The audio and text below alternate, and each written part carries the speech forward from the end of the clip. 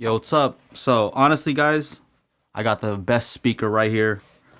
Done deal. I don't know if I should even continue doing these reviews, but this is my AIWA speaker, and this was one of the original speakers that I got when I was, I don't know, maybe like 13, 14. AIWA SX-N3200. The best speaker ever made.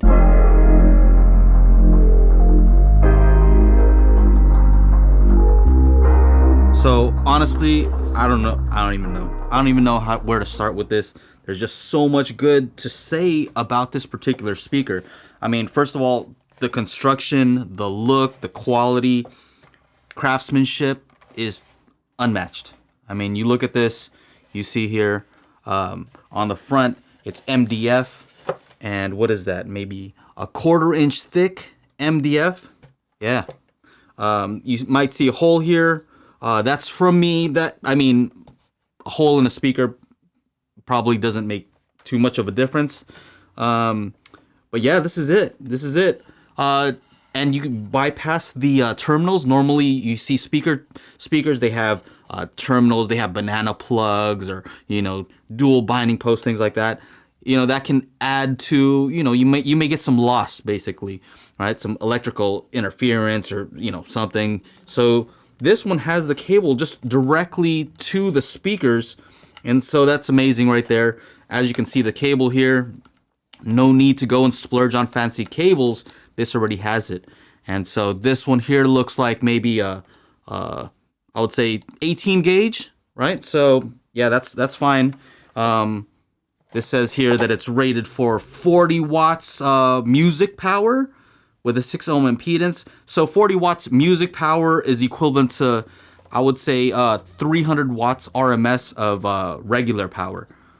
But yeah, so there it is. You can see here a lot of the fancy speakers, especially, something like this. It comes with a, something to hang it on the wall. Actually, no, I installed that. But yeah, mounting bracket here. And you can see on the front, the baffle is 100% polypropylene carbonate. But there it is right there. You see they use some advanced sandwich technique here and a special glue that prevents resonance. As you can see from the front, you guys see this? Look at that. Look at that rounded edge. You just don't find this quality anymore in today's speakers. Look at this port here, right? Perfectly shaped to match the rest of this. Fucking incredible, bro. For real, man. I mean, this is crazy. This is crazy. Look, it's a 3-way bass reflex system. AIWA on the front. Beautiful, faded black grille. And I'll go ahead and take this off. I know you guys have been waiting for this. All right, wait. All right, here it goes. Just wait. Boom! Check that out. 5 1/4 paper cone. Beautiful, beautiful dust cap here. And look at that. This surround looks like it's some kind of cloth material.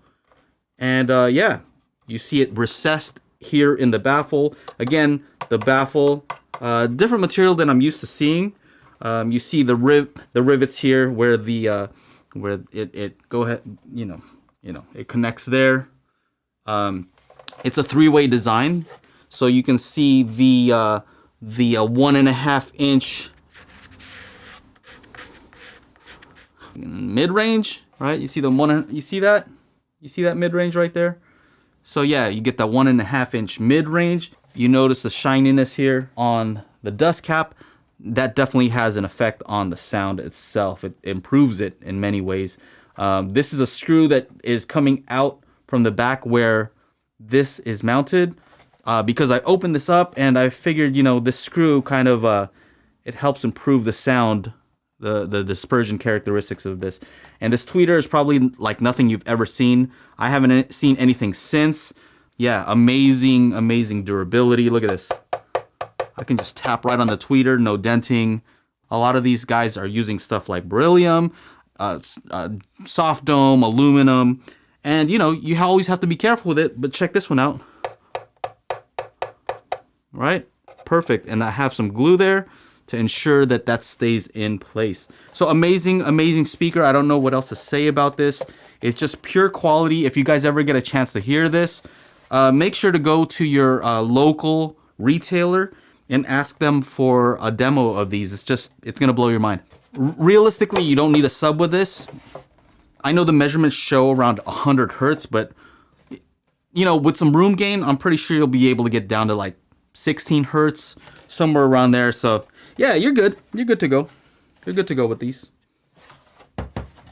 So let's check with the professor to see how these measure. All right, so here we are in REW looking at this AIWA speaker.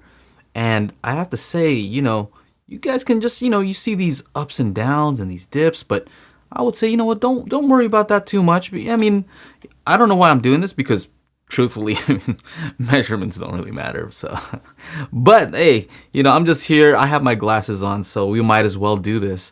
Yeah, let's take a look at this. You can see here that the treble response here, you see this, how it goes up. Let's say the mid line is here at 91 dB.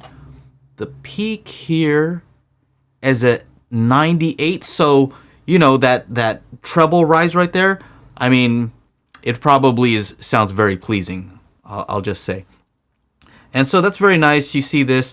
I also did a listening window response, and you can see that is also, you know, probably one of the best that anybody's ever measured. Active, passive, all that. Here's the sound power response of this speaker. And the directivity. There, look at that. All right. Now let's take a quick look at each driver by itself. So here's the woofer. I have to even scroll up. It's just so loud, and look at that.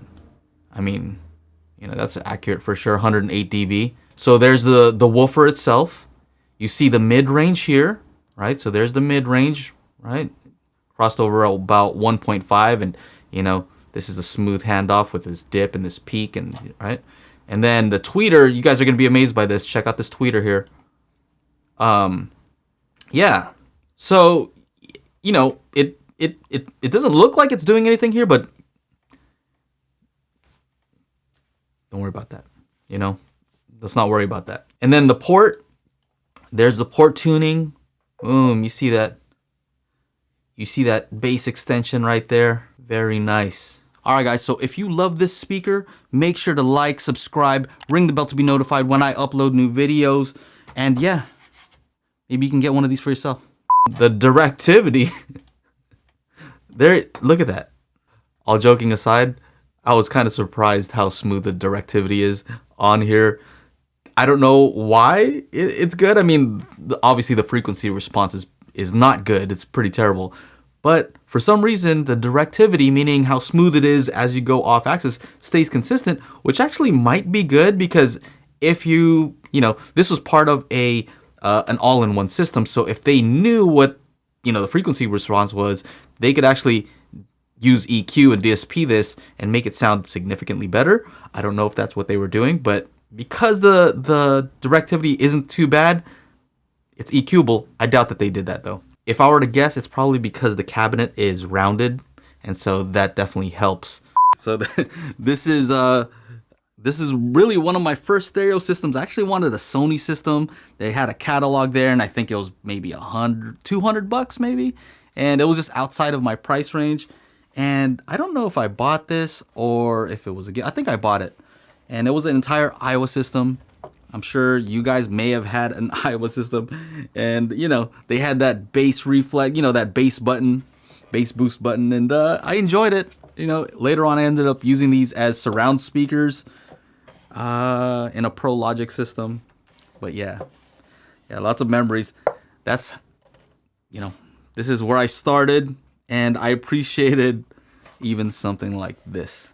So yeah, have some better speakers now, but it's kind of fun to look at, you know, what I started with.